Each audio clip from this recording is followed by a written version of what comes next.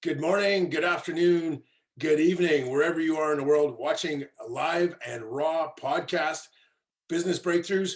Welcome. I'm super stoked about our exciting guest speaker today, which is Barbara Ellison from Personality Pro. And she's going to share with us some amazing, cool stuff. You guys are going to want to pay attention to this. There'll be some information in the links after the end of the show, but come with a notebook and paper and come with an open mind, because we're going to talk about some of that stuff that, to make your communication better. This is the kind of stuff you need to implement into your sales process, into your marketing, and even into your business culture, period. So let's dig in, shall we? So Barbara, how do you want me to introduce you? As a personality coach, or You know what? I think more of a communication specialist, a communication expert, just because I specialize in personality. right. But it's lots of times when I say that I'm a personality science trainer, they just kind of gloss over. Absolutely. It's that because it's too, that I always say it's too jargony. I know that's what it is, and somebody in the business knows what it is, but lay people don't. So I'm a communication expert specializing in how personality impacts business and relationship. So that's pretty much. Awesome. So you know what I'm going to do? I'm going to jump in and I'm going to introduce you now, because I think that was a really good lead in. Is exactly, here's Barbara Ellison, right? Yep. Personality coach, communications specialist, and one of those kind of people that just help you figure out what your message needs to be, so it resonates. So it resonates with your perfect prospect, right? And you've got some great examples that you shared with me just before we started about how you can say one thing looking for something different, and just in the messaging it's all wrong, right? And I do the same thing with my clients, pardon me, is I help them figure out their messaging and their marketing. And exactly that is, a lot of times it's not even in the same ballpark, right? Exactly. And that's like, I love talking to business owners and stuff, but sometimes it comes down to also just knowing who you are yourself and how you relate on a personal level with your clients or your contacts, with your family, because one of my things is that relationship is in everything. Your business, and what happens in your business or at your workspace, you bring home to your family, and what happens at your family you take to work. So, and that can absolutely impact so many things when you're not. And I'll give you a couple of examples from my own personal life I can look back now and think it was funny, but at the time it was like, ooh, yeah, not quite so funny. So how many people do you think, like, and I've read a lot of good books on relationships. I've read Florence Littauer's Personality Plus. I've read The 5 Love Languages, Don Miguel Ruiz, 4 Agreements. There's a lot of different books out there, but there's also, not only is there books, but there's a ton of different assessment types to take. The DISC profile, the Colby, the Myers and Briggs, over 200 of them, actually. Yeah. So there's probably even more than that now. How many people, when we get stuck trying to figure out communication, how many people think about actually taking a personality type test to identify, or an assessment to identify, is this how we're communicating? Because I'm going back to when I was running my business, and I had my oil field service business. I had hired an operations manager, and I did not know it at the time, but he was incapable of communicating effectively. And so we hired a lady, come in, spent $10,000 for 2 days, and we got the entire office staff into this communication program to help him to learn how to communicate. But the power of what happened was all 5 of us come out of there as a team, instead of going in as 5 individuals, right? So exactly. Is that something that you kind of help do with clients? Exactly. And more companies are realizing, and I think it's up to like 65 or 75% of companies already use some type of assessment profiling.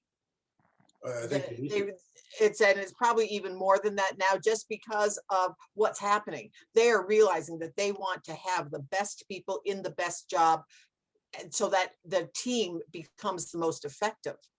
And I have to share with you one of the tools that we used when I was learning this. Was we were in a seminar and they put us in teams with one of all what we call our personality codes. And they put one of each major, because there's 4 major personality codes. You know, it's like with DISC, MBTI, the color wheel, they all tend to be in 4s, because there's 4 basic personality types or styles, whatever word you want to use. And so they put one of each one of the personality styles in a team. And then they gave us tasks of, okay, now do it. It was so enlightening, because we all were working on the same project, but we were all coming at it from our own personality. Absolutely. And I'll give you a little example from my own personal life of why that is important. My late husband and I, we were going on our very first trip. And we had talked about that we were going to fly out of Chicago to LA, drive across the desert to see the lights of Las Vegas, because he was a very visual person. Well, I came home from work one day and he was sitting on our living room floor, surrounded by maps and atlases. And I said, honey, what are you doing? He said, well, I'm planning our trip. And I'm like, what trip? He said, you know, the trip we're taking, the one that we're going to fly out of Chicago to LA, drive across the desert to get to the lights, to see the lights in Las Vegas. You know, that trip? I went, well, yes, honey, I understand that trip, but that trip is happening at the end of November. This is August. What are you doing? And he looked up at me in total surprise and said, well, when are you going to figure out how we're going to get from LA to Las Vegas? And I said, David, when I get in the rental car in LA. You're laughing. So true. It's so true. We're so different. So different. So now, so like in that, and so then my question when I'm talking to somebody or if I'm doing a presentation, my question is, like, you laughed, and that became one of our favorite stories every time we were planning a vacation. Every time, because it became a funny part of our marriage.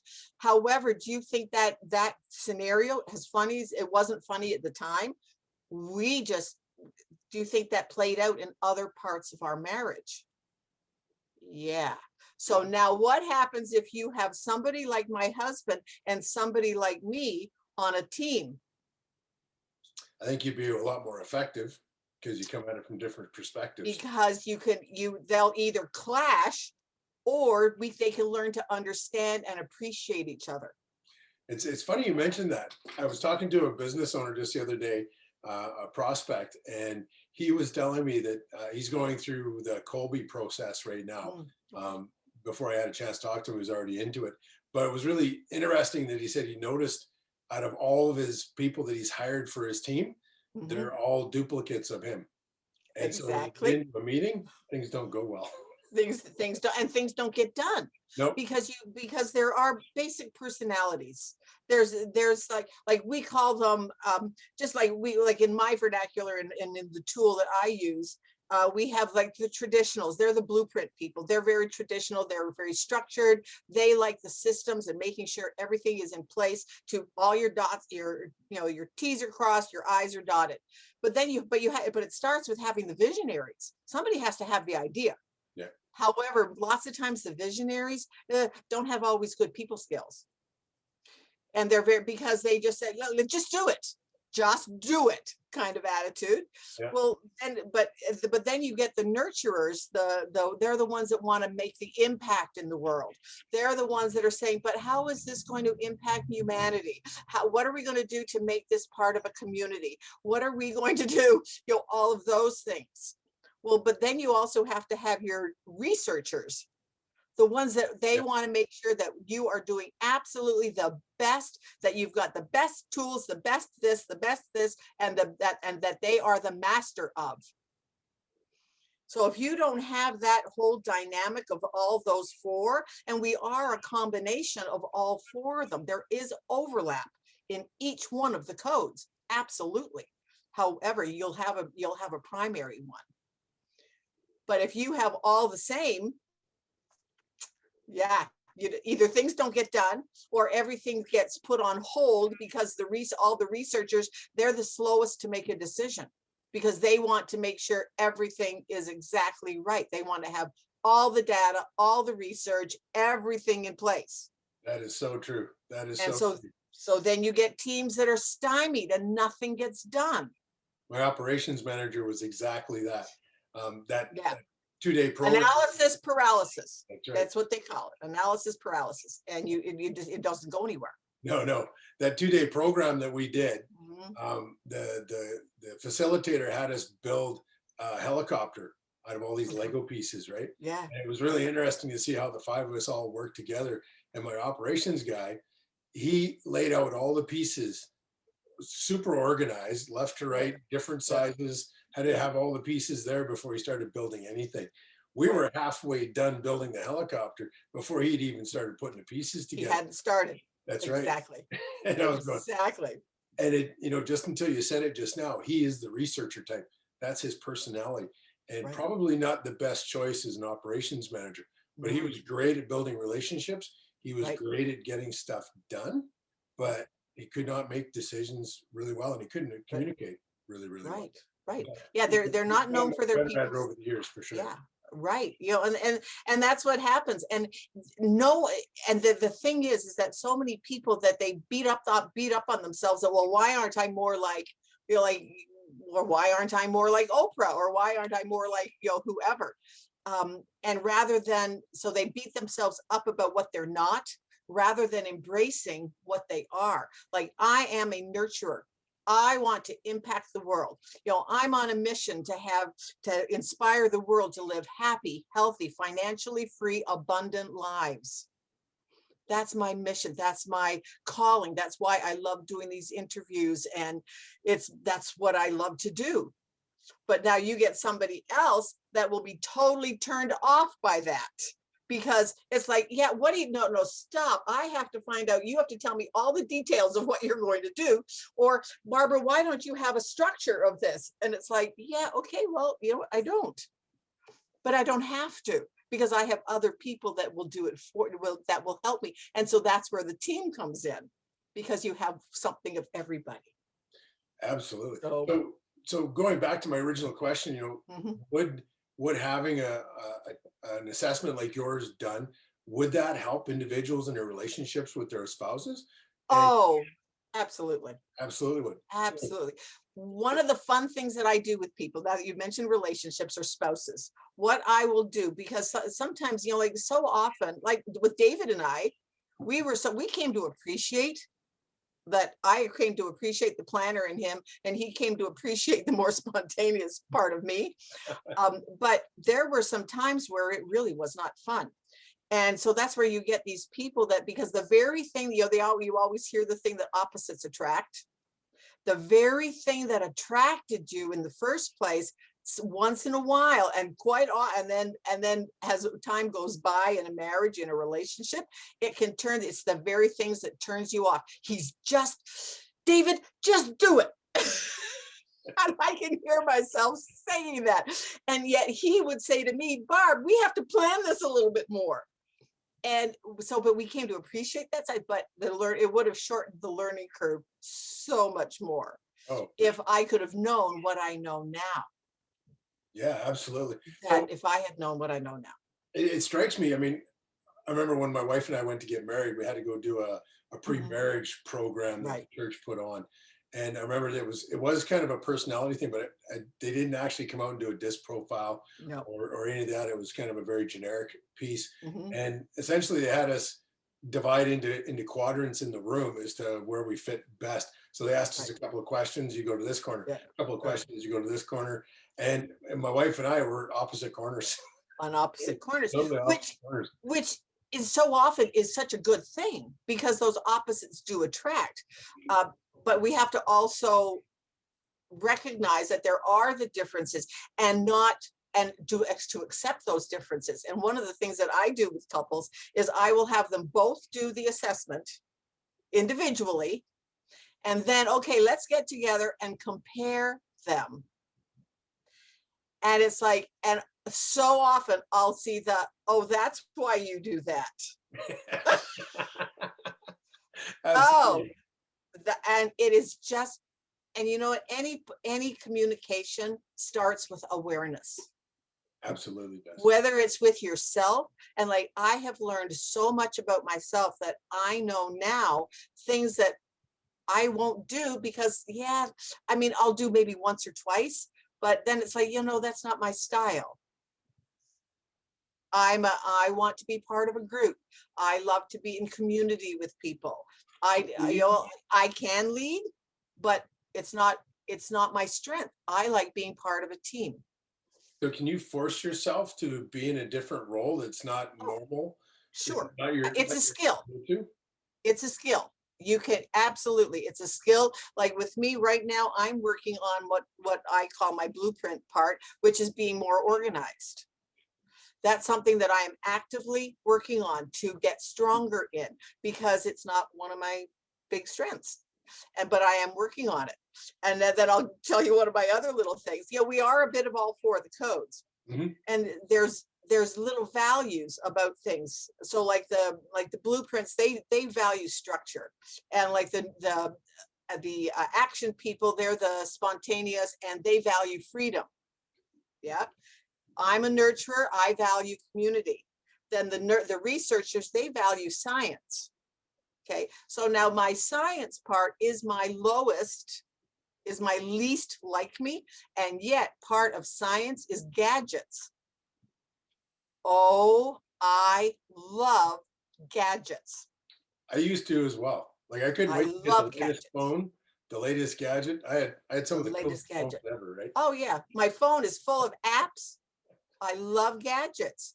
Like the newest gadget that I just bought myself was it's a microcurrent to our body is all energy, and so I've got it to even out the energy physically in my body. I'm so excited. I love it. But it's like people go, what? But that's part of my K. And so now I have absolutely accepted it. I love science fiction and I love gadgets. Awesome. So, I mean, we've talked a great deal about some stuff here. Now, how about let's go back to the beginning? Like, why did you get started in this business? How did you get started in this business? What's your purpose? Like, what's your passion? I look back on why was I drawn to this, and I'll tell on myself a little bit. As a kid, I was number 3 of 4 girls, and I can remember just always feeling like I didn't quite sync with the rest of the family. I was just always slightly different. And yet it wasn't anything that I could articulate.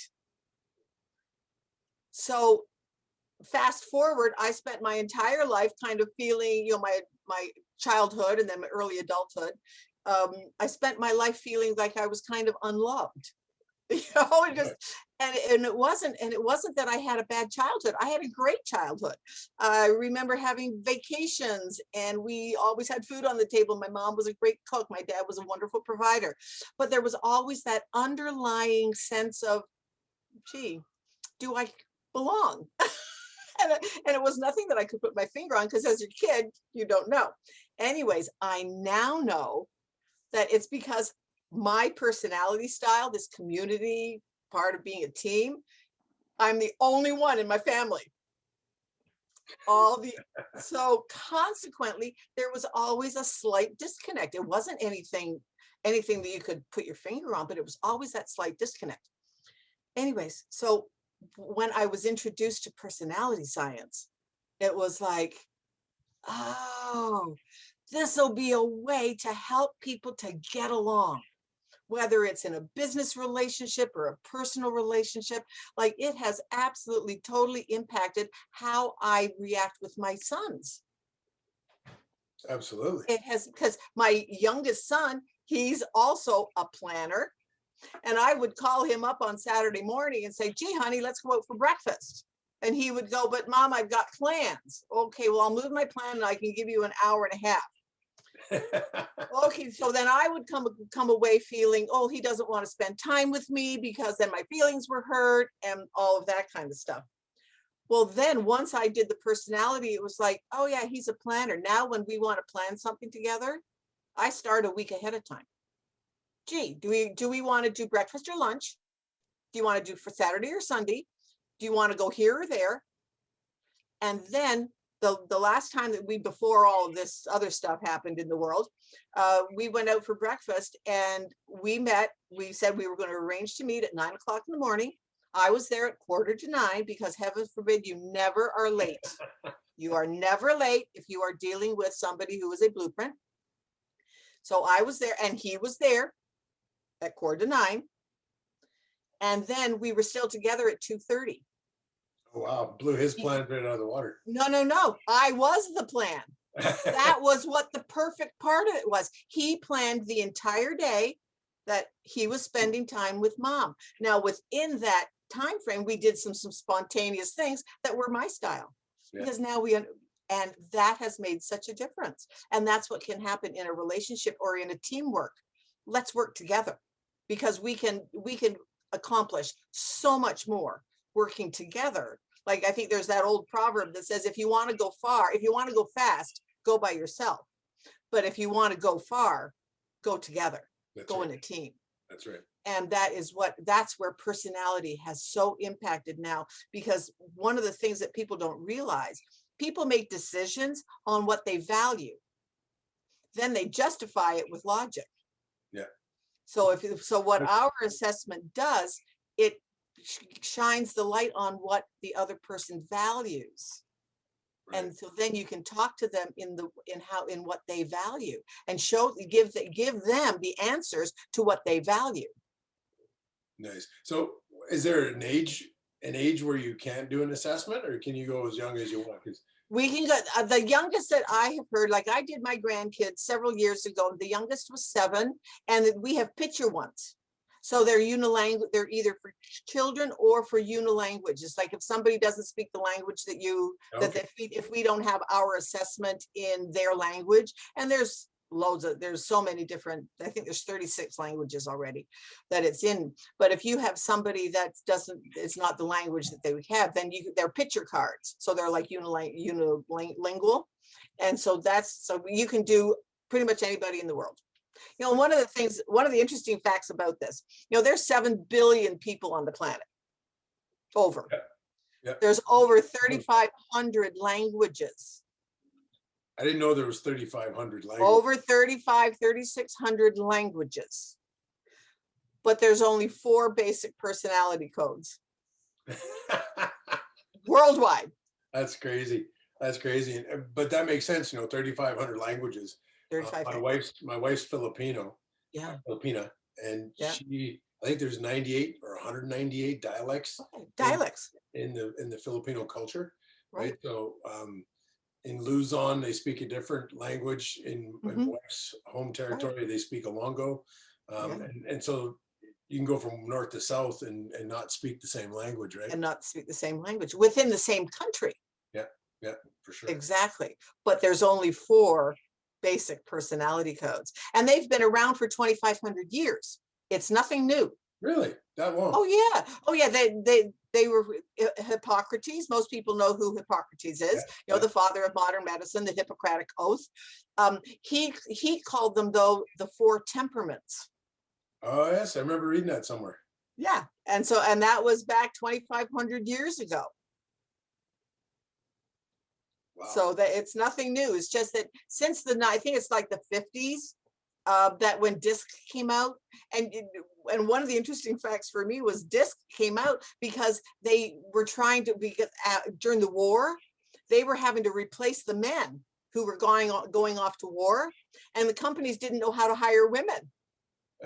So that was back in like the 40s. So they developed these personality things to see what their strengths and weaknesses were to put them in jobs. Wow, that's really cool and interesting fact. I didn't know. And just an interesting fact. But so since then, as I said, now there's well over 200 of them. Yeah. There's the color wheel, and there's the gems and the animals and the elements and the you name it. There's codes for them. Just depending on, because there's nuances of each code. Like ours is based on values. Right, right. So yeah, Cool, cool. it's So a fascinating subject. it is. I mean, you're obviously really passionate about, which is really Oh, I cool. love it. I The love it. It's fun. you talked about the why. So tell us, how did you get started in this? You know what? I went to a seminar from a company called New Peaks Success Resources, and I went to a thing called Never Work Again, and it was just kind of all sorts of people there, just sharing what they did. And there was loads of them. There was things on finances, how to write a book, how to start a podcast, all those things. Well, our president, our CEO, Sherry Tree, she was there on doing personality, on why it was so important. And she gave some little tips and strategies on why it was so important, and just kind of what we've just been talking about. And it was like a light bulb went on. Wow. Because after my husband passed away, I had no idea. I knew what I didn't want to do. But I had no idea what I did want to do. So that's when I just started the voyage of personality, of not personality, but that too, but of knowing who I was. Right. Who was Barbara outside of the labels that I had been a wife and a mother, and had then been divorced, and then remarried again. So I was a wife again and a grandmother, but then I was a widow. So who am I outside of all of those labels? Yeah, and that's a really tough question to answer. And that's a big question, a tough question. So when I was introduced to what we call, it's Codebreaker Technologies, and when I was introduced to Bank, it was like, that's it. It was kind of one of those aha moments. Oh, that's why I do that. Right. And it was like, well, if that's why I do that. And one of the biggest things that she said was that it's a skill that you can learn. And I went, I always wanted to be a teacher. But I took it when I was in school. I took a student teaching class and hated it. So knew I would never be a school teacher. But then when I was introduced to this, it was like, I can teach people how to do this. And so it just fulfilled a need within me to be a teacher, but then to also to impact the world. And so that once that just all, and I went, I'm going to do this. And from then on, it has just been a blessing to become a trainer and then a coach, and to now to help people to start speaking about it. Like people are hungry to understand. Like we're put on this earth to be seen and to be heard and to be understood. And when you can show them a way that, that's why I do that. And in my case, that's why my husband did that. That's why my son was like that, because it gave me understanding and awareness. So now he feels so much more appreciated because I now treat him the way he wants to be treated. But now say so let's talk, you're a business person. So let's talk business for a second. Absolutely. That's what we're doing. Right. And how messaging works. Okay. So now your target audience, everybody has what their ideal target audience is.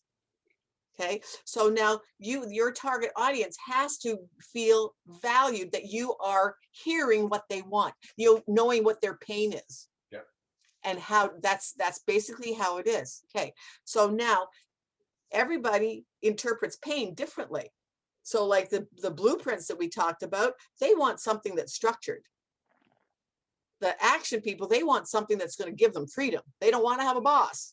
Then you get the nurturers. They want to have something that's going to impact. And then the knowledge people, they're the ones that are going to want the research. Okay, so now say you want to message the action people and the nurturers, but you're talking about the B's and the K's, it's not going to gel.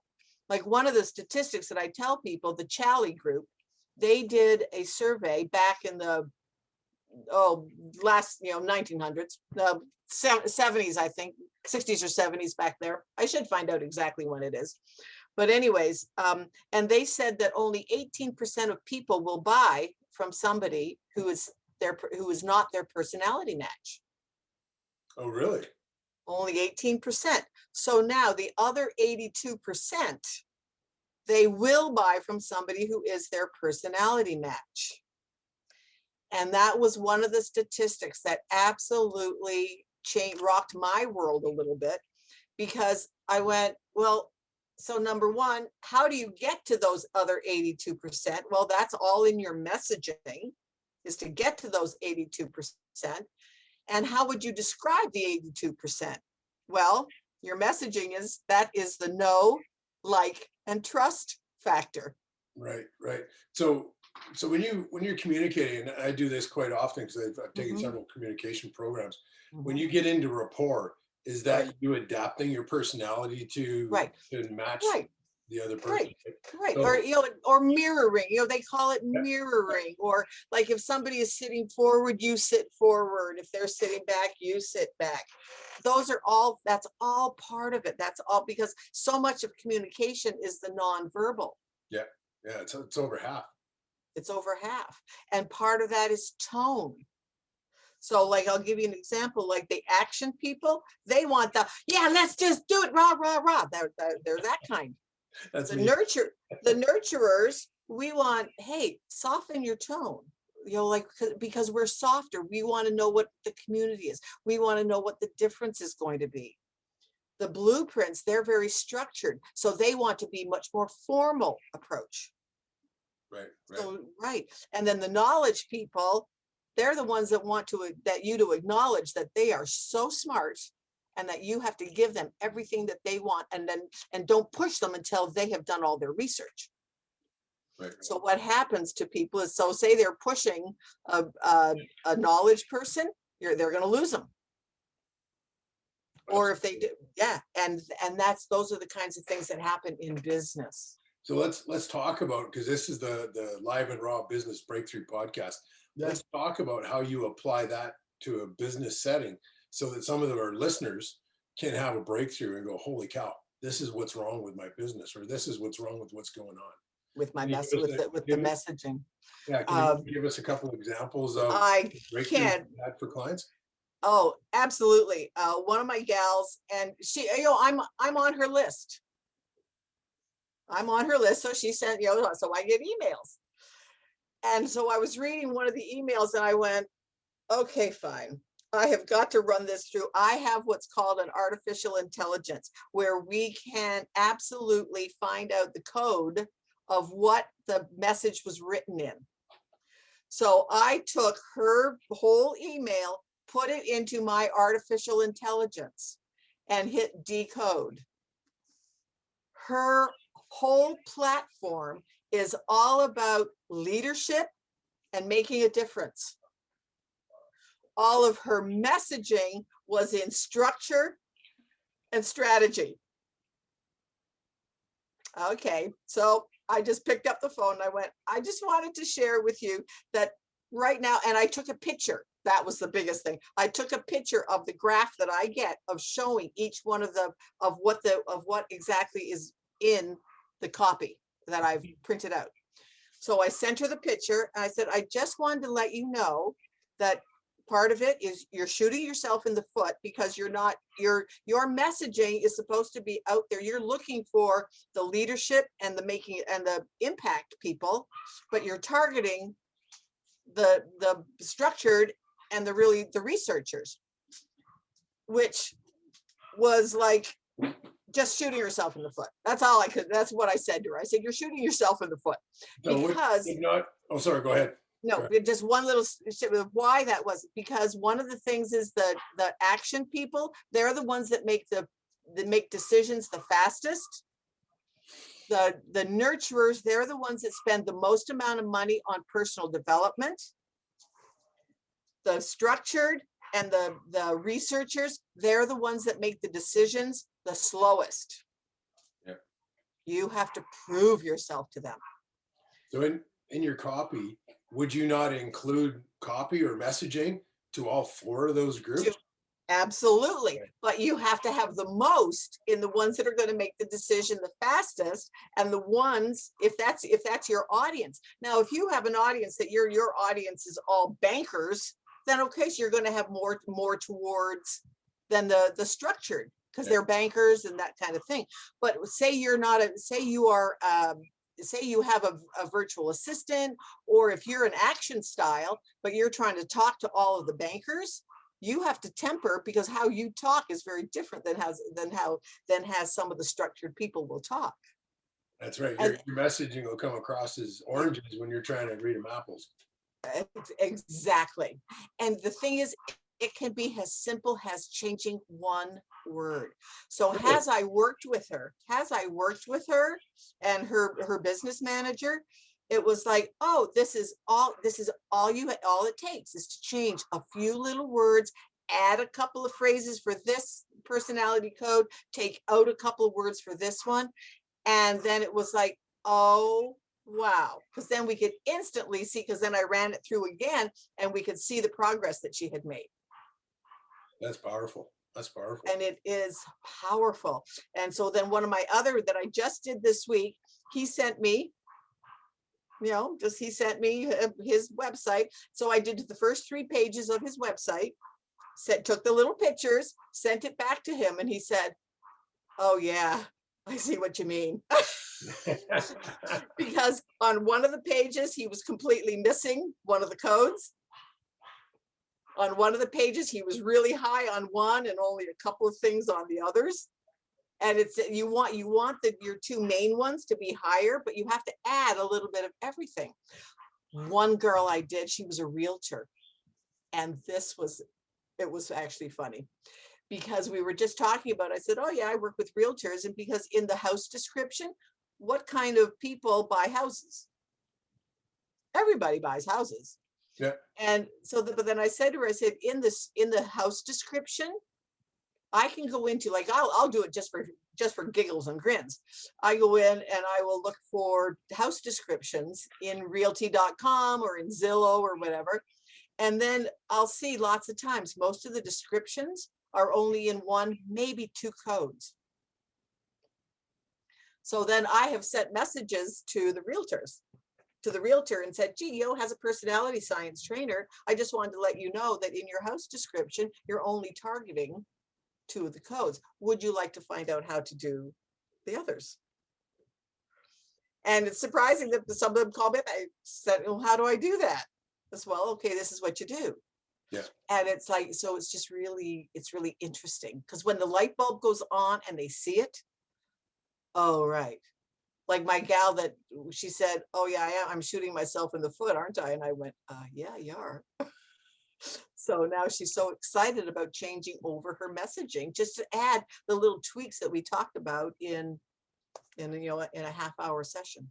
So how many professional copywriters are out there that don't know about what you're offering? Like, Exactly.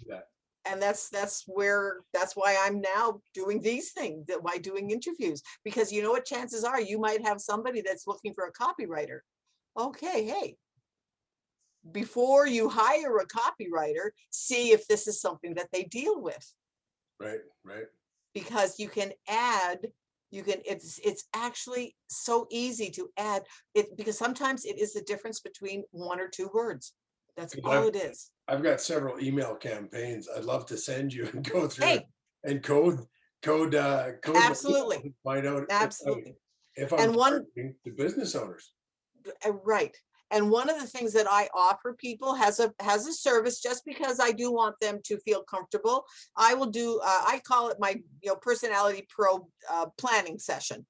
And they can come on and I'll do an interactive, and I will show them, and they will send me their copy, and I will take 2 or 3 pieces and run it through my artificial intelligence and show them what it is. And that's a freebie that I offer people. And then they can decide if this is something that's like, oh yeah, this is the best thing since sliced bread, or they're already good at it. Well, hey, you know what? Some people are, because some people do it naturally. That's true.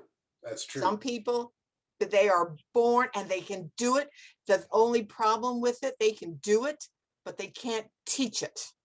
No. Like I can remember asking people, like when in network marketing and your upline and you're learning sales, and somebody would be so good at it. Well, how do you do that? I don't know. I just do. They can't teach it. Now I have realized that it's a skill that you can learn. There's just little guidelines of how to do it. And now we have tools, the tools to do it. Like one of the tools I'm going to share with this, I'm so excited about, is with Zoom. Zoom has now integrated Bank. It's called Working Live. They have integrated Bank into their operating system. So at the end, when I host a Zoom call, at the end of it, I get a printout of everybody that was on it that talked and what their code is. That is cool. That is huge. That is cool. That is Now huge. you can target your follow-up messaging to there, Exactly. and that is powerful. Yeah. I had a really good question I was going to ask you, and that thing just blew me out of the water, which is really cool. What was I going to say? I'm going to come back to me in a second there. It'll come back. It will. One of the questions I think I had is when you're looking at trying to grow your business, especially with social media, you know, and especially because of COVID now, we've all moved on to social media platforms, and I'm starting to follow Gary Vaynerchuk a lot bigger, a lot better, and you know, I've had this going argument, for sake, or a debate. We'll call it a debate because it's not really an argument, between a good friend of mine about, you know, I follow the Dan Kennedy rule of, or I have been, of, you know, if you're going to spend money to grow your business, make sure you spend money on your advertising where you get an ROI, right? Dan Kennedy promotes, you know, you spend $1, get 2 or 20 back, track it right back to the ad that brought it in. And my good friend Mike Siervo, he's been saying, well, no, you have to build social equity, which is building your brand. And I've read many books where they talk about build your brand over time. Don't spend money on it; it will evolve. But in this day and age, with social branding, social equity, social proof, you know, guys like Gary Vaynerchuk are talking. You know, if you don't have a social brand out there and you don't have that proof, you're not going to survive growth in the future. And part of where he's going is it's not about just branding and advertising.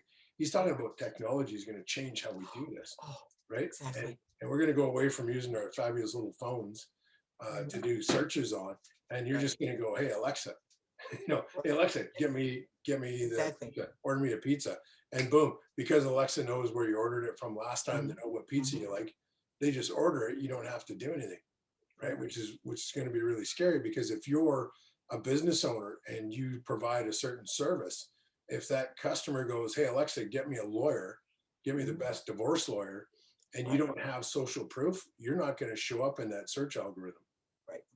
at all. And so you have to show up in the social proof. The thing is, one of the things that I do when I'm putting anything that I put out on Facebook or LinkedIn, I run through my artificial intelligence, because I make sure that there's something of every code in every post that I do. Is that a tool that everybody That's the tool that everybody can connect to. And so if somebody wants information about that, hey, private message me, absolutely. And I have a link that you can try that. And that's when I do that's my 3P, where I will show you exactly how it works, demonstrate it for you, and then you can decide whether it's something that you want or not. And it has just been, so nothing goes out. Now, it doesn't matter whether it's an email, whatever. I make sure that I run it through the AI before I send it out. So is there a way, like, you know, especially from my perspective as a business coach, you know, I talk to my clients, you know, right off the get-go, is find out who your avatar is. Right. Now, because I target business owners, I'd like to say all business owners are a high A or a high D, you know, we're the driven visionary types. Right. But that's not all business owners. That's just a percentage of them. That's a percentage. Do you know what that percentage is? And second, should my messaging target all 4 personality types to make sure that I get all that group of business owners? Exactly. You know, because you want the most businesses want to, depending on what their business is, but if you're in sales and marketing and stuff, chances are you want to attract the A's and the N's, because of just what we talked about before. The A's are the ones that take action, and the A's are the nurturers. They're the ones that spend money on personal development. coaching, that kind of stuff. Yeah. Okay, so now if you are want to targeting those two, but you know what? There's always the fringe people. So you have to put a little bit, I mean, yes, you have your main ones. Absolutely. For myself, I know, and one of the things that I know that 42% of my audience are actions and nurturers, or actions. And then the other part of it, I've only got like, I think 8% of my audience is K's. And then I think 23% are the blueprints. But then as you start, like, okay, I'll tell you my free gift for all your audience. They can do a free personality assessment. So now with that, they'll find out about themselves. And one of the things that I have companies do is they code they do it in a meeting. Everybody do it, and then let's compare, because then they can move around people, because then they know what their strengths and their weaknesses are. Because you will get team members that'll sit there and go, oh, that's why you're driving me crazy. Oh, that's why you do that. Absolutely. I'd love to do one with me and my wife. We're going to take that free offer because, do it. You know, my wife and I, we've done disc profiles in the past, and we were totally opposites. But I'd also love to do this one about values, because I think values is a big driver. You know, I spent a lot of years trying to figure out what my value was that I brought to the world. When I first started doing personal and professional development, I started using a Franklin planner, and I started reading books like Stephen Covey. Part of the Franklin planner was deciding, and so was Stephen Covey, is deciding what values drive you. And I struggled with that for a long time, trying to figure out what the hell my values were, right? I mean, I'll admit I was an alcoholic and an addict at the time. And so what value I did, you know, a lot of it was, I didn't feel like I had value. I didn't feel like I was of value, right? So I struggled with that for a long time. Today, though, I mean, everything I do in my business is based on the values of honesty and integrity, transparency and authenticity, because I want, and this is part of the struggle I've had with my imposter syndrome, is being open like that, so that, and vulnerable, people see who I am, and I'm going, well, really, how can I help you? Because I look at my past. My past is a train wreck full of garbage. We all are. People. And that's the truth, though. We all are a train wreck. We all are. Right? I mean, if we all took, and I can't remember who told this story. I think it might have been Norman Vincent Peale. He said, we all, a whole room full of us wrote down what our problems were on a piece of paper, put them in a jar, and if everybody got to pick out somebody else's problem, we'd all want our problems back. Exactly. Like, I talk to women, especially women that have had, you know, really horrendous childhoods. And here's me complaining about not feeling unloved and you know, and just unsupported. And I'm like, oh, brother, Barbara, yeah. So I don't complain anymore about my childhood. It's just part of who I was. But it was but it's also part of my journey. Because if I hadn't have felt that then, I wouldn't be doing what I'm doing now. That's so true. That is so true. And that, I think, is what's so cool about learning about your personality. Because like in my thing, when you do a personality, you're going to get a full report of what your code is, what their strengths are, what you like, what you don't like. And it is surprising. You know, one of the things that I love to share with people is that there's two sides to every story. I mean, there's hot and cold, there's light and dark, there's hard and soft. Well, I am a very warm, loving, caring person. I'm also mean and judgmental sometimes. The yin and yang, right? It's the yin and yang. And I think we talked about this. It's like, yeah, but when you see it in black and white as a report, it's like, oh yeah, those are my strengths. That's why I'm good at what I do. And what I have found, I've had several people that have looked at their report and realized that they're totally in the wrong business. Wow, that could be very powerful. Totally in the wrong business, because it was a family business. And so often, how often do you know people that are in family businesses, or because their parents wanted them to be lawyers, doctors, and yet they want to be artists and musicians? And that's exactly what happens. And so they go through their adulthood and go, and then all of a sudden get to be 50, 55, realize that they have built a whole career leaning up against a corporate ladder. They're on a corporate ladder, and they realize that they're on the wrong building. Yeah, absolutely. And that's when they commit suicide, or they get divorced, or they fall off the wagon, they have nervous breakdowns, they whatever. And it's because they're not being true to their own personality. And when they can see it in black and white, it is so powerful. So would you recommend that everyone that's listening take a personality test? Absolutely. Assessment? So absolutely. Find out what their values are, find out what their values are.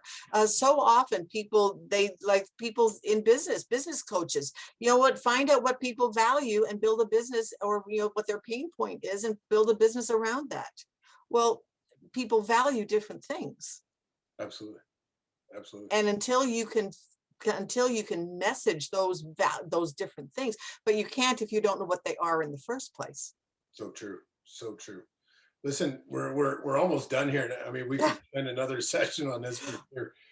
Let me ask you, who is the best fit for your program, your service, from a business perspective or personality perspective, or who is the best fit for you?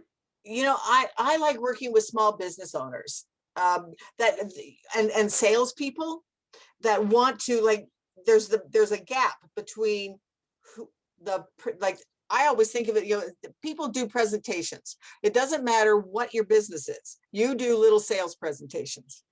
So there's a gap, though, lots of times between the communication style of the customer and the presentation enrollment style of the professional. And there's that gap. And that's where that know, like, and trust comes in. Right. Right. So what I love to do is when I see the light bulb go on, oh, that's what I can say to this person, because I'm not connecting with them, right? There's a disconnect. I'll give you an example. One time I was doing a sales presentation for a couple, and the wife was on the side of her seat like this, absolutely listening and just absolutely enthralled, loving everything I was saying. The husband was, oh, there goes your backboard. There goes my background. Oh, darn. Sorry. We're going to have to edit. It's all good. I forgot. There you go. You got it back. There we go. Hey, you know what? But okay, then I'm going to share with that why that happened. But anyway, so he was sitting back like this. And at the time, I had no idea how to reach him. If I was doing that same presentation now, I would know exactly how to reach him. Mm-hmm. I would know exactly how to reach him.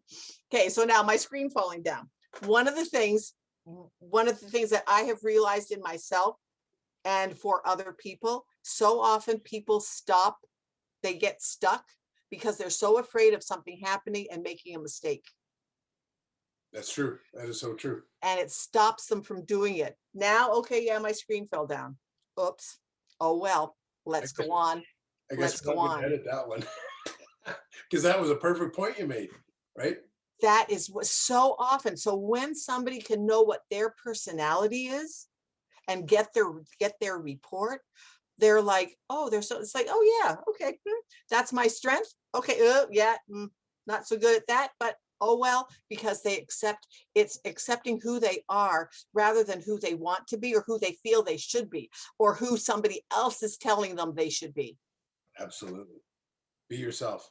Be yourself for sure. Be authentic. And you and I mean, you said it yourself. I want to be authentic and a person of integrity. Okay, yeah, my screen just fell down.